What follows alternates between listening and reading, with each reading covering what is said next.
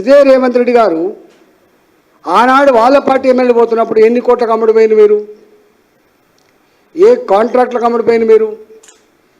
మిమ్మల్ని ప్రజాక్షేత్రం రాళ్ళతో కొట్టి చంపుతారు. అయారాం గయారాం వాళ్ళ ఆధ్వర్యంలో జరిగింది. యాంటీ డిఫెక్షన్లా రాజీవ్ గాంధీ తీసుకొచ్చిండు. ఇవాళ మళ్ళీ మేనిఫెస్టోలో పెట్టిన రాహుల్ గాంధీ గారు ఏమని, ఒక పార్టీలో గెలిచి ఇంకొక పార్టీలోకి పోతే మొత్తం శాశ్వతంగా రద్దు చేయాలని చెప్పింది సభ్యత్వాన్ని. కానీ చేస్తూనే ఉన్నాడు. కేసీఆర్ జుట్ల పుట్టినట్టే ఉన్నాడు. ఆయన కనీసం 2/3 వచ్చేదాకా ఆగి 12 మందిని ఒకసారి కలుపుకోడు. కానీ ఎక్కడో అక్కడ కప్తూనే ఉండు. ఆఫీస్కి పోయి కప్తాండ్రు, ఇంటికి పోయి కప్తాండ్రు, పిల్లల్ని పిలిపించుకొని కప్తాండ్రు.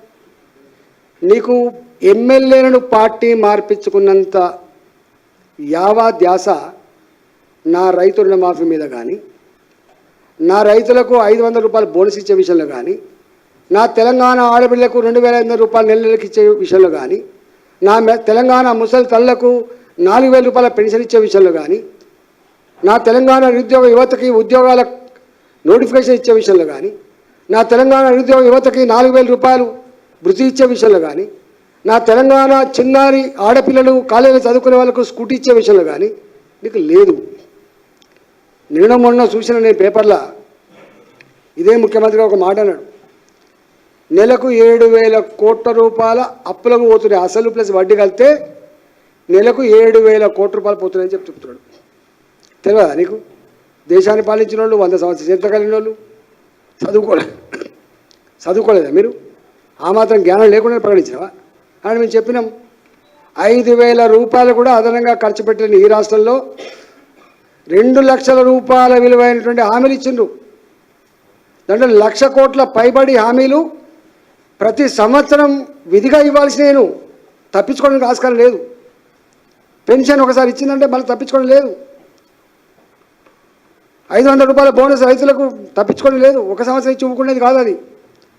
2,500 రూపాయలు ఎవ్రీ మంత్ నువ్వు గౌరవ వేతనం ఇవ్వాల్సిందే. నిరుద్యోగులు 4,000 రూపాయలు గౌరవ వేతనం ఇవ్వాల్సిందే. పెళ్ళిళ్ళు చేసుకునే ఆడపిల్లలకు తులం బంగారం ఇవ్వాల్సిందే.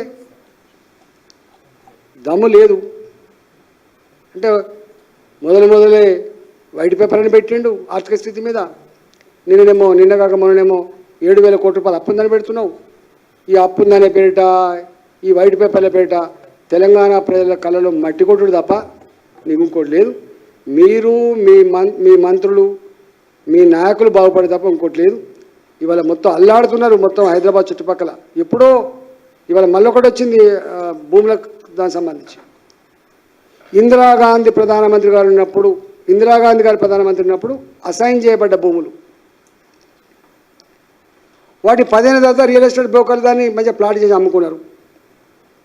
నాగాల మున్సిపాలిటీలో సర్వే నెంబర్ 83 అట. ఎప్పుడు ఇందిరాగాంధీ గారు ఎప్పటి 2024 వాళ్ళకి అసైన్ చేయబడితే వాళ్ళు అమ్ముకుంటే వాళ్ళు రియల్ ఎస్టేట్ వ్యాపారులు దాన్ని ప్లాట్ చేసి అమ్ముకున్నారు.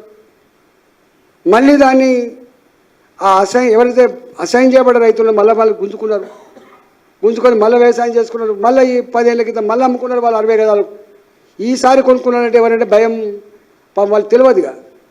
అప్పుడేమో రియల్ ఎస్టేట్ వ్యాపారం కొనుక్కున్నారు. మొన్న కొనుక్కునేది మాత్రం వంశరాజుల కులము, దొమ్మరోళ్ళు, గంగిరెద్దులోళ్ళు, బుచ్చగాళ్ళు. ఒక మాట చెప్పాలంటే బుచ్చగాళ్ళు కొనుక్కున్నారు. 60 గజాలు ఎవరు కొనుక్కుంటారు? మనం కొనుక్కుంటామా? 60 గజాల భూమి 80 గజాల భూమి కొనుక్కొని ఇల్లు కట్టుకుంటే ఇలా ఎంఆర్ఓ పోయి నోటీసులు ఇచ్చిండు.